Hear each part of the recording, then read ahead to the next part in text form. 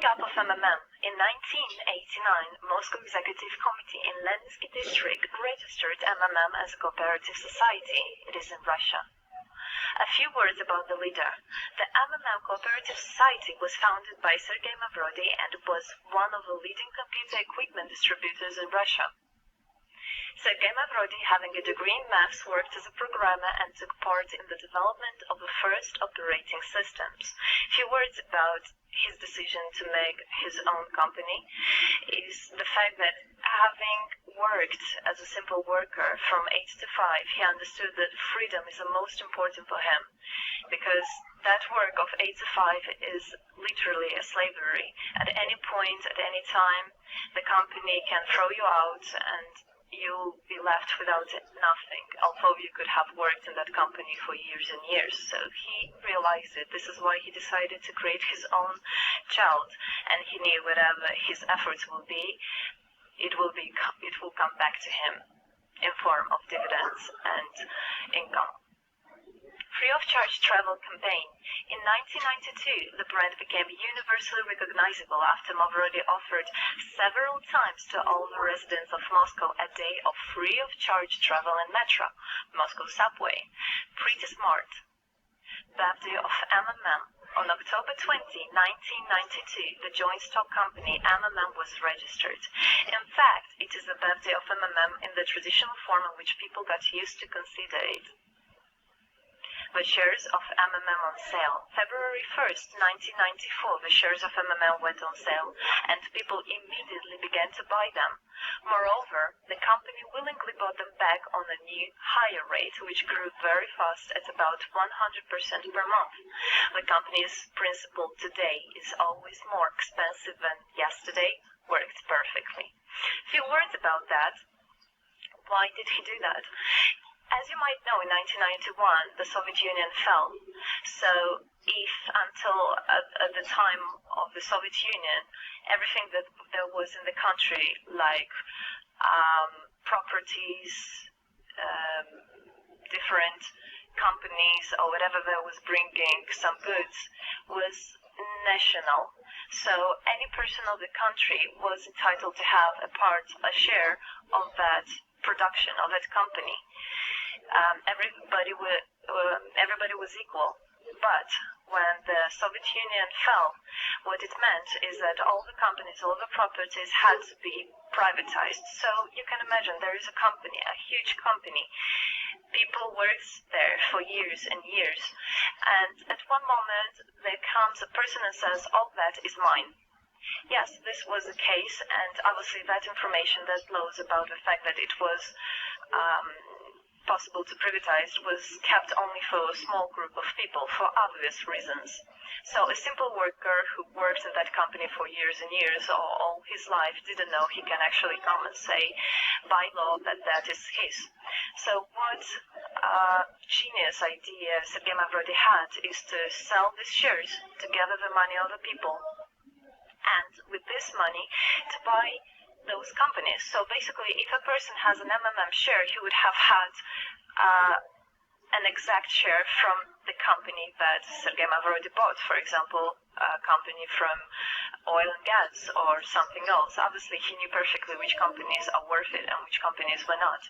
There was quite a battle there. So as you can see, his idea was great, but let's see what happens. Government is trying to hinder MMM's activities. Surprise, surprise. Planned by the Russian government, MMM 94 was intentionally collapsed.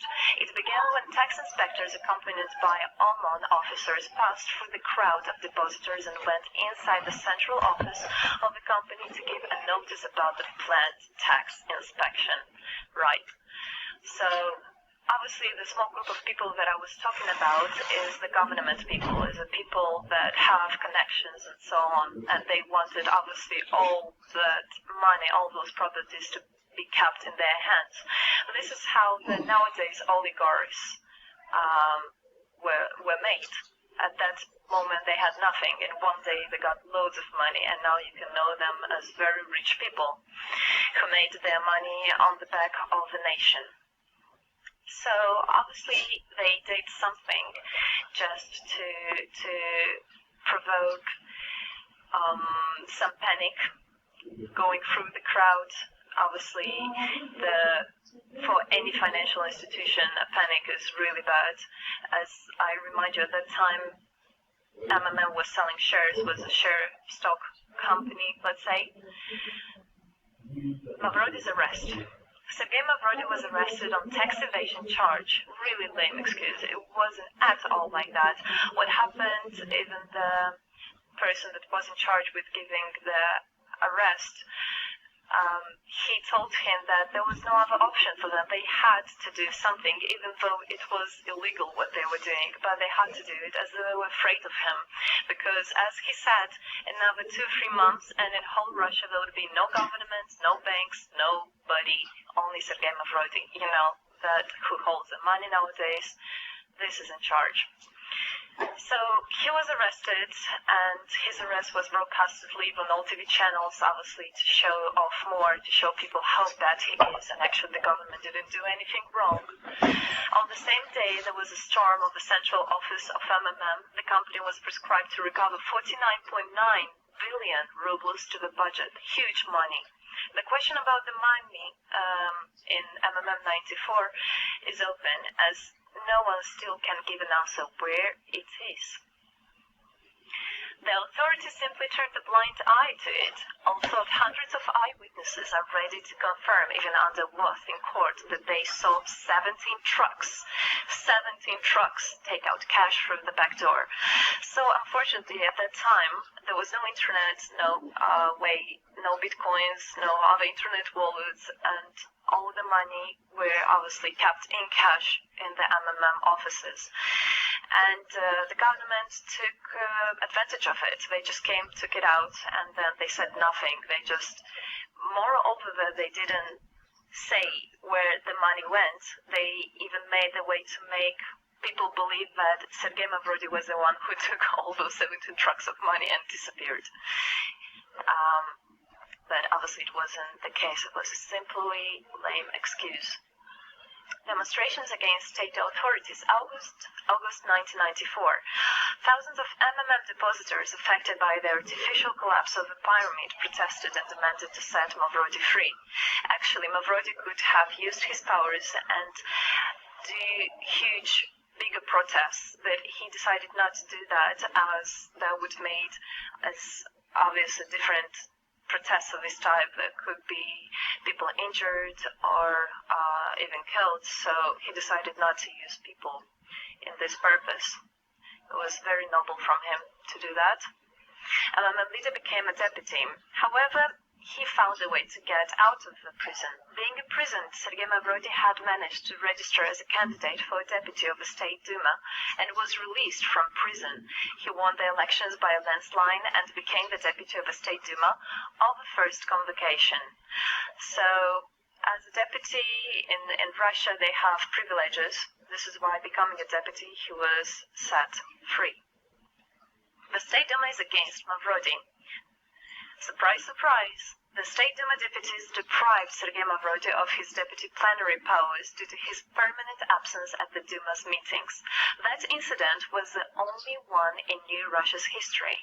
Sergei Mavrody wasn't interested at all in politics. It's not, he hates politics, as he said it many times. So he became a deputy only for the reason to get out of the prison. That's it. He wasn't interested to go to their meetings, as he himself considered as well the people there as being quite silly and not worthy to spend time with. But this was another lame excuse for them to deprive him by saying that he is absent. A candidate for presidency. The Central Election Commission registered the authorized representatives of the initiative group that had nominated Mavrody as a candidate for the president of Russia, but subsequently rejected a significant part of the signatures in the support of a candidate, and his registration was renounced. So, for obvious reasons, they did that again. They weren't interested into having a fair president, a fair leader on top of their head. Revival of MMM, January 2011. Sergei Mavrody announced launching a new project of MMM 2011. Together we change the world. Previously, there were simply no analogs of similar systems in the world. The film about MMM, the launch of the project fell in the same time interval with the release of Russian film about MMM Pyramid, the plot of which is based on the eponymous book in which the history of MMM is disclosed by Sergei Mavrodi. So he wrote a book, and there is a movie which I highly recommend you to watch. You can find it online on YouTube. MMM is building a new, fair financial order. June 2012, the activity of MMM made a lot of banks collapse and a huge outflow of funds from deposit accounts happened. The system numbered more than 35 million members at the time. For obvious reasons, the fight against the system started. It suffered the same fate as MMM 94, eventually collapsed. So what happened? A lot of banks, as I already said, had a huge outflow, and another minus of the system of that time was that it wasn't really quite a community, because the money was still kept by the managers in MMM. So it wasn't the same idea as it is now, comparing it now, where people exchange money between themselves. You don't need to put it in a central account. At that time, there was central accounts, and it was again used by the banks. They simply blocked those accounts that they identified as being of MMM and took all the money away, and that's it. There were no other discussion about that. Again, huge loss of money. People lost a lot of money.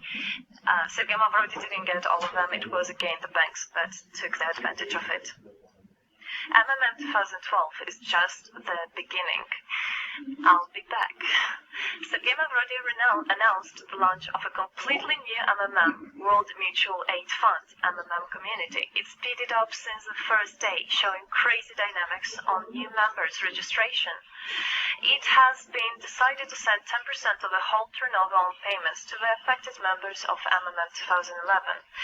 So again, another genius idea. In order not to make central accounts, in order not to gather the money somewhere, now the money are spread directly between participant itself. You can just check in your account online whom you should transfer the money to. So MMM now is connecting all the people between themselves and exchange, so that they can exchange the money and get benefits of it. It's amazing and it's crazy, but it is true. MMM is growing. Some short facts: 2012, MMM started its development in India. It had great, huge developments. 2012-2013, following India, MMM Bangladesh was launched as well. 2013, MMM Indonesia was launched. 2014, MMM Hong Kong. And it's not the end. MMM Global 2014. MMM Global started up in the spring 2014. It is a voluntary network, a community of millions and millions of people from more than 100 countries worldwide. So there is already MMM settled in Argentina, Brazil, Philippines, Hong Kong, and other. And all the rest of people in the world, from all the countries of the world, are able to participate as well. So they rebelled against the financial slavery and combined their money for this purpose. So how it is possible? MMM, the Republic of Bitcoin. Bitcoin is another genius idea to set the world free. For MMM Global participants' convenience, there were some trendy ideas on funds transfers implemented. From now on, all the countries where you can buy and sell Bitcoins can be registered in a branch of Free People of the Republic of Bitcoin. First, there is no barriers to develop MMM in small countries due to their restrictions on the international bank transfers. Banks. This is not something we would want to use, as banks can anytime put restriction on an account or even block an account and take all the money. Yes, the banks can do that to read better your contract. So Bitcoins is really genius idea to do that. Join MMM Global, join our community, set the world free. Don't hesitate, don't even think of going back, just go always forward. We are writing the history right here and right now. We are not going to be any more slaves working from 8 to 5, having pennies for that. We want to hold our own money and to get the benefits of it.